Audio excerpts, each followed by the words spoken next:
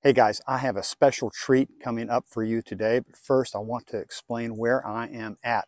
I am in Georgia at Fort Morris, and you can see the earthworks for Fort Morris directly behind me. And yes, the walls were made out of earth, and probably a good portion of that was also constructed from historic Indian middens. But what's really great is that I happened to just drive up about the time they're doing a reenactment. Well, we're located, and you can probably see you can see the water straight through here. We're located in a natural deep water harbor. Sunbury is a fantastic spot for ships to come up and tie off. And the whole reason why Fort Morris was here is because about 150, 200 yards, give or take, directly to the north of us was the town itself. So any enemy ships would have to come past this position here in order to get to the town. So this is a naturally defensible place. And it had a deep channel. Yes. The last I looked, we're looking at about 40 feet of water at some spots. And it does shallow out some places, but last I looked at my chart plotter, there's a good 40 feet right out here. If things had gone differently, this could have very well developed into what Savannah is today. But the fort was captured in 1779.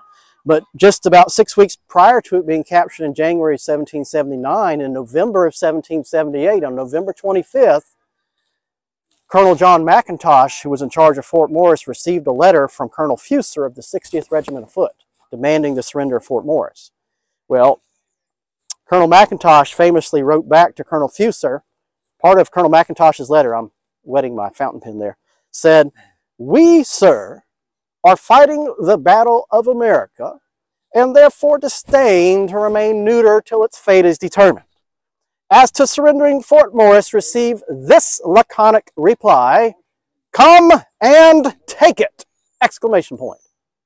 Now, the British could very well have come and taken it, but the British did not know exactly how strong the American forces were here at the time. How many did they have here in 78? Approximately 150 Continentals and about 50 militia, Sunbury militia, so about 200 total. Would have been wearing the uniform you're in today, is that right? Very similar. We are not 100% sure if this fancy official uniform had actually made it this far down into Georgia at this time or not. There's debate about whether the Continentals here actually had this uniform that looks like George Washington kind of, or if it was a slightly varying.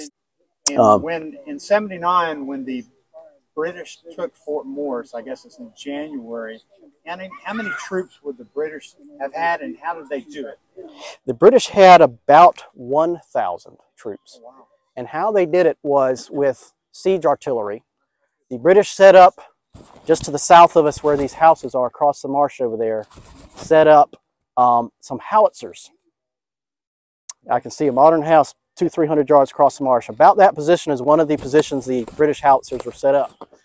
To the west of the fort, the other side of the parking lot, was some mortars. I believe there was 3 artillery pieces total that were set up, and they fired exploding shells January 9 of 1779 high into the air and timed the fuses to explode just above the gunpowder magazine inside of the fort itself.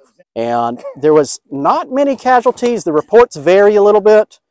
3 or 4 American casualties, and it doesn't say, I believe 2 or 3 of those were killed and 1 was grievously injured, and the same on the British, 2 or 3, 4, again, depending on which account you read, exactly how many, but light casualties on each side.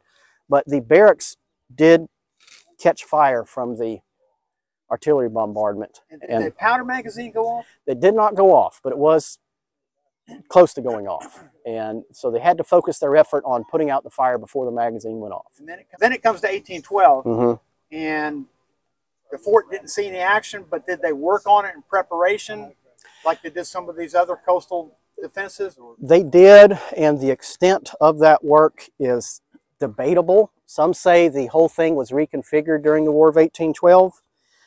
Historians do not agree if we're actually looking at Fort Defiance from the War of 1812 or if we're actually looking at Fort Morris from the American Revolution. Historians do tend to agree that this right-hand portion I'm pointing at with my stick now, I can see the dry moat. This angle here, some say that's one of the original bastions of the 1775 Fort Morris. I disagree with that. I personally think we are looking at Fort Morris itself right now.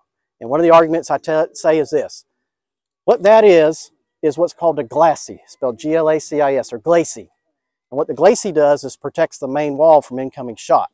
So if you get a ship in the creek over here, or even this wall here goes all the way around the fort on 3 sides except for this land side. Those 3 sides are where we would have heavy cannons firing from the water. It's an outward ring of earthworks. Exactly, that protects the inner earthwork. And what shape was the fort generally in? How was it configured?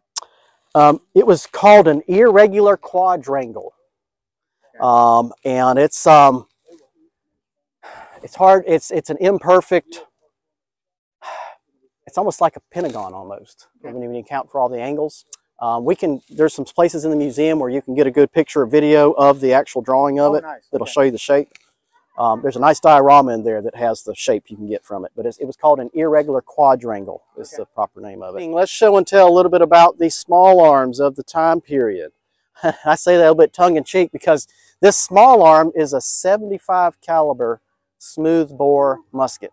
A nickname for it could be pumpkin slinger. This is not a tack driver. A tack driver would be a rifle. And rifles had been invented, had been in use for quite some time during the American Revolution, but your regular troops, such as myself, as opposed to your irregular troops like the militia or the Minutemen or the Rangers, us regular Continentals as well as the British Redcoats use these smoothbore muskets because we're much more concerned about how quickly we can fire as opposed to really how accurately we're firing. Because the tactic of the day is to mass the troops in lines, later known as Napoleonic tactics. During this time period, it's just known as linear tactics. But we would mass the troops together, fire rapidly, usually try to move forward in between each time the guns are fired. Each time between a volley, the troops are ideally moving forward so they can get close enough to fix the bayonet on the end of the musket and drive the enemy off the battlefield by the point of the bayonet. So that leads me to this point in being that we don't wear camouflage during this time period.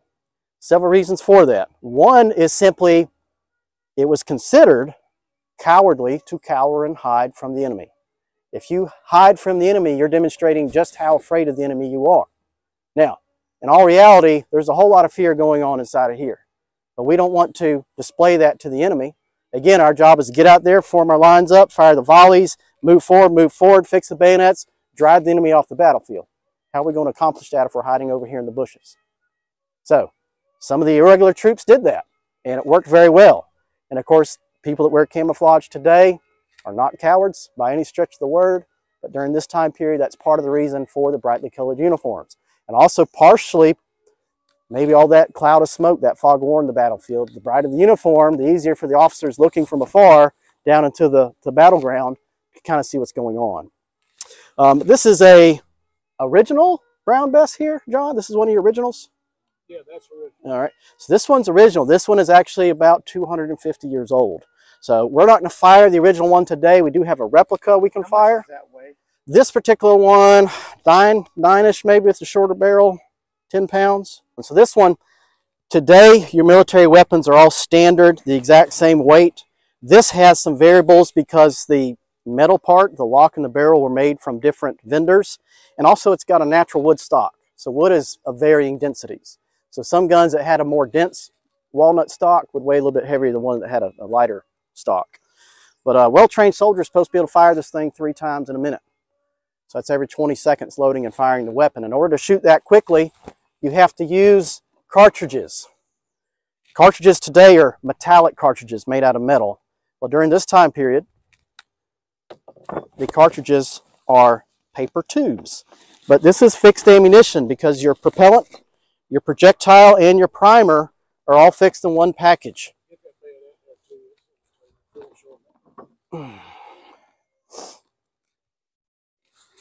This bayonet is a socket bayonet, which means the weapon can still be fired even with the bayonet on there. Previous to this, they used plug bayonets. A plug bayonet is just like the name sounds. Plug bayonet would have a round wooden handle. A plug bayonet actually plugs the barrel. So you can't load and fire after you put the bayonet. Typically, once bayonets were on, there wasn't a whole lot of loading and firing left to do, but you can still access this weapon like that. Here's your cartridges. So these are missing one thing. There is no musket ball in that. And I can confirm because I'm squeezing the base and the base is relatively soft. If there was a musket ball, I would feel that round ball of lead in there. It's kind of like a marble made of lead. So obviously here, doing demonstrations for the public, we're trying to be as safe as we possibly can. 50 years ago, when this first started going on at parks, they would actually fire a bullet out of their muskets during the firing drills. But they quit doing that about 35, 40 years ago for safety reasons. So now, when this is used, comes out, it's torn open with the teeth. There's just enough gunpowder in here to prime the weapon. You pour just a little bit into what's called the flash pan. Close that up, bring it around, you cast about to charge, and at cast about to charge, you tip it over, you shake the powder out of the paper tube, you leave the musket ball inside of the paper tube. Because the musket ball is approximately 5 caliber smaller than the bore of the gun. That's to facilitate the speed loading. Rifles at the time period, the bullet has to fit tightly going down the barrel. So rifles can only be loaded maybe twice a minute, whereas these smooth bores with a loose fitting ball can be loaded 3 times a minute. So you seat that all down at the end of the barrel. Again, we're shooting quickly. When the weapon fires, the loose fitting musket ball kind of does this. It's kind of a knuckle ball, just kind of wobbles out. It's not gyroscopically stabilized like a rifle ball. You're powder fouling. Once the powder fouling builds up, those rifles, you would have to run a cleaning patch down a rifle so many shots to keep the barrel clean enough to get that tight-fitting rifle ball down the barrel, because about 25% of the weight of this gunpowder is left behind as residual in the barrel every time you fire. It's about 1/4 ounce. There's about 7.5 grams of gunpowder in here. So about 1/4 of that, about 1.5 to 2 grams of weight of residual of this gets stuck in the barrel every time. So you do need that loose-fitting ball to be able to keep loading the gun without having to clean it between, every half dozen shots or so. What's the proper name of the ammunition bag? Does it have a cartridge box? cartridge box? This is a shoulder cartridge box. Some cartridge boxes were called belly boxes, and they had a belt worn around the waist, and the belly box would sit right here. This cartridge box is a shoulder style. So I'm going to go through the training drill very slowly and deliberately. There's about 26, 27 commands on this training drill. In a battle scenario, usually we don't do the slow training drill. Battle scenario, it's going to be prime and load, and quickly running through this. But this is a slow training demonstration. Here's another one, just small thing. Just when you load, it's just like we pick and prime that touch hole, because the canvas that they loaded the stuff in sealed off, so you'd have to prick it so that you get the powder down there. Same thing, touch hole. And sometimes you load it, it'll get jammed up, and then you'll get what they call a misfire, flash in the pan. Nothing. There you go. Then you go to take it up and say, "What the heck?" and it goes boom. So what we do is, you didn't pick them every time. When they, in this kind of weather, with the humidity so high, 1 or 2 rounds will gum this thing up like tar. So you take the pick, put it in a touch hole, and pick it out.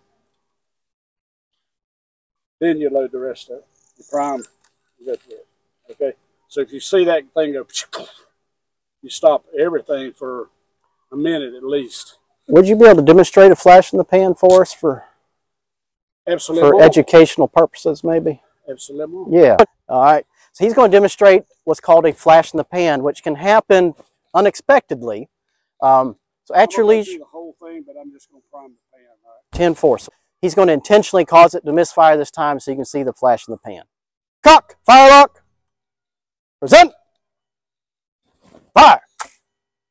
Oh, that was just a flash in the pan.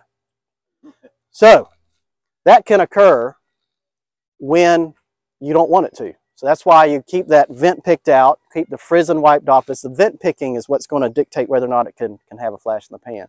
I like to say this, and kind of in jest, I say, remember, if your musket misfires, please never, ever, ever, whatever you do, never look down the barrel to see what went wrong, okay? All right. It's funny, but I've had it happen, not look down the barrel. I took it off my shoulder, and as soon as I took it off the shoulder, it went boom. All right, we're going to run it again this time. This time he's actually going to load the weapon, and barring a strange happening, it should go off. You never know that. Putting him on the spot here. Take care. Shoulder your fire lock.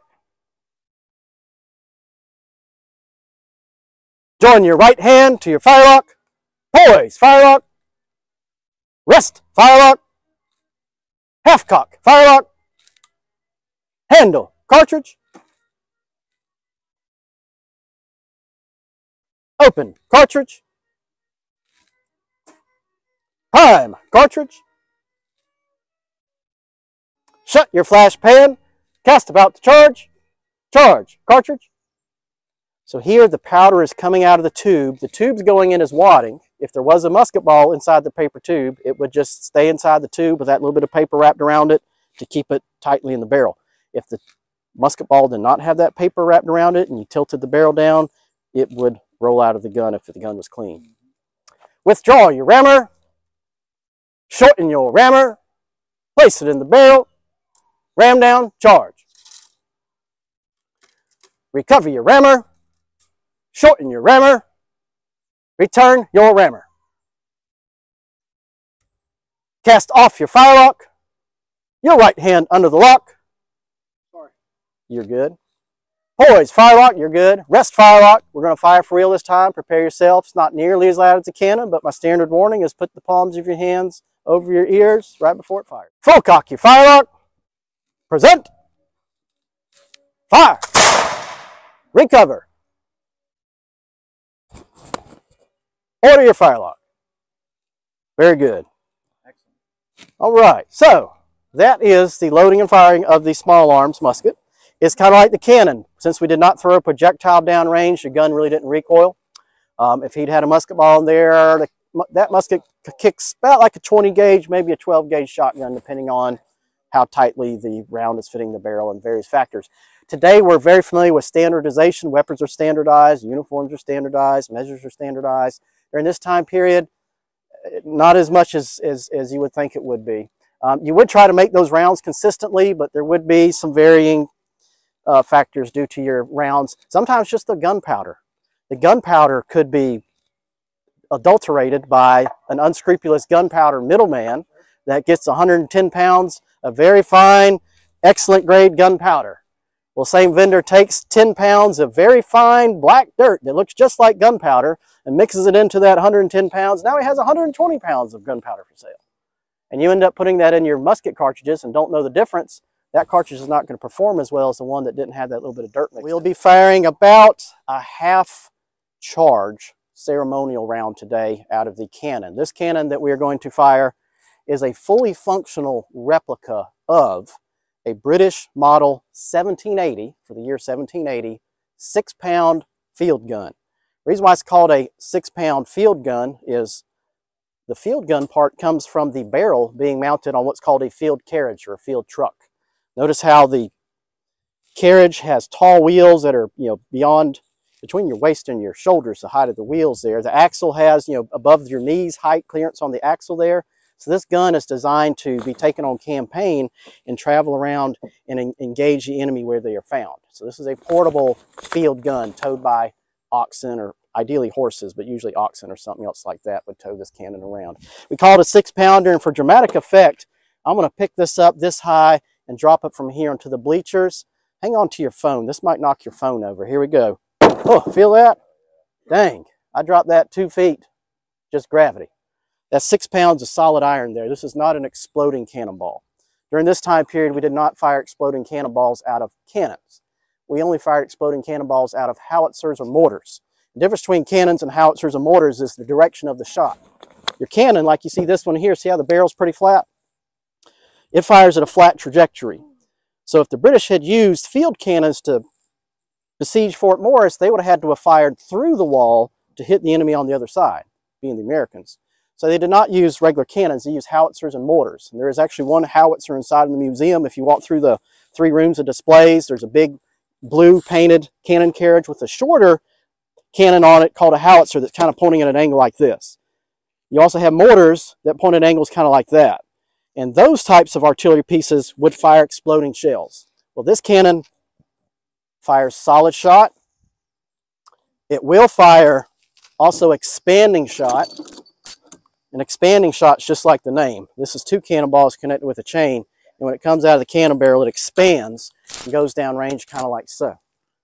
And here, You could fire this at infantry, but I'll show you one that's actually more effective against infantry. This would probably be used here to fire against enemy ships, because enemy ships are sailboats and they depend on their sails, obviously, to propel themselves through the water. If you can fire that up and hit that mast and break it or damage it to where they're not. So we have that. We also have infantry. If we're firing at infantry, at long range, solid shot bouncing along the ground, maybe that, but most ideally, firing against infantry, you would use what's called scattering shot. Just like the name, this is canister scattering shot. It's a can full of about 100 musket balls. So the range of this is maybe 200 yards, whereas the solid cannonball can go half a mile or better. So it depends on the range and what you're firing at. We're going to shoot approximately a half charge, no cannonball. Now, for every action, of course, there's an equal and opposite reaction. I just made that up. Pretty good thought, isn't it? If we were firing a cannonball, the cannon would recoil backwards to at least halfway to that box, if not all the way to the box. We're not to fire a cannonball, just a powder load, so the gun should remain stationary. But if we were firing against the enemy, we would need to have another half a dozen or so soldiers available to pull that cannon back into battery every time after it's fired. Because if you're shooting a cannonball, cannon recoils backwards halfway or farther to the box. Well, you've got to run that gun back up into battery every time. If not, you're going to be retreating and losing ground every time you fire. So we would have to have another half dozen soldiers or so available to bring the gun back into battery every time. Aiming the gun is kind of an art form. From here, underneath the gentleman with the green waistcoat on, he's got his hand there resting on the back of the cannon. Just below his hand, I can see a wooden handle on a gray piece of wood. That gray piece of wood is called the quoin, spelled Q-U-O-I-N. It's a wooden wedge. And that is the mechanism to elevate the cannon. So in later years, they start using screw mechanisms. This has that wooden wedge. So every time that gun fires and it recoils and bounces and vibrates, quite often that wooden wedge shifts. So the gun's going to have to be pulled back into battery, reset the elevation, reset the windage each time to effectively use the gun. So it's quite a bit involved with that. We'll go through the drill very slowly. Right before we go to fire, I'm going to turn around and say, cannon firing, cover your ears. That's when you want to get your ears covered and prepare yourselves. So I promised I wouldn't say this, but I just can't resist. Ordinarily, we fire at Will.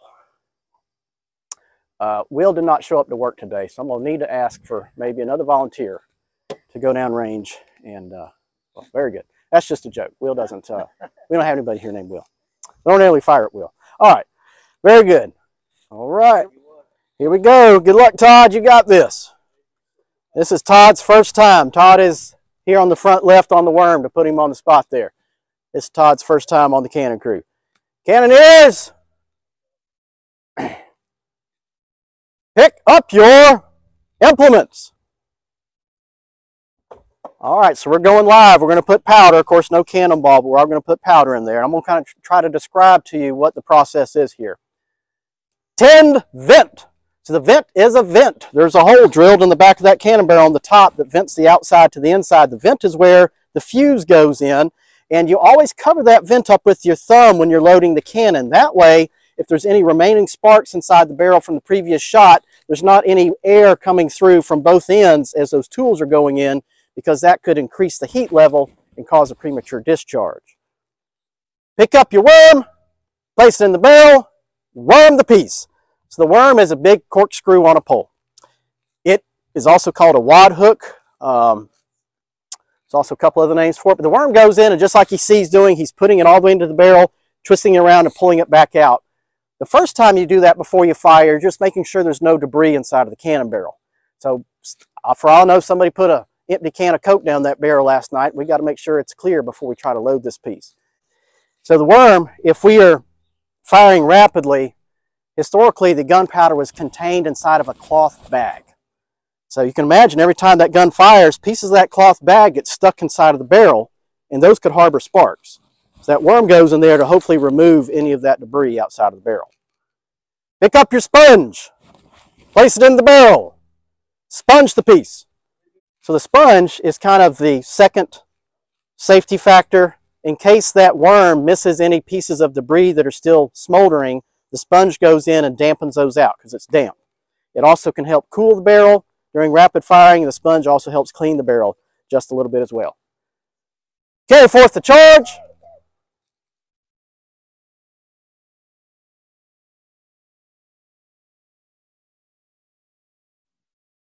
charge the piece. So that is 11 ounces of cannon grade gunpowder. Pick up your rammer staff, place it in the barrel, ram down, charge. So it's a muzzle loader. Everything goes in the muzzle, then it has to be rammed down to the base of the bore. Prime. Now prime, today, for safety purposes, instead of putting the gunpowder in cloth bags, we wrap it up in an aluminum foil. So he's got to go in there and pierce open that aluminum foil package with what's called the vent pick, or the priming wire, in order for the fuse to go into the proper position. Now, when we fire the cannon, obviously what we're doing is we are moving the fire, and if you get your angle right, you can see the lantern over there that's lit, and that is the fire that's going to fire this cannon. But we have to get the fire from inside that lantern to the inside of the cannon barrel. So we're going to accomplish that with a tool that's called the linstock. The linstock is simply a stick like this that has a head on the top that holds a piece of rope. The rope is lit and the rope kind of burns smoldering. That's what's used to go over and actually ignite the fuse. Light your linstock.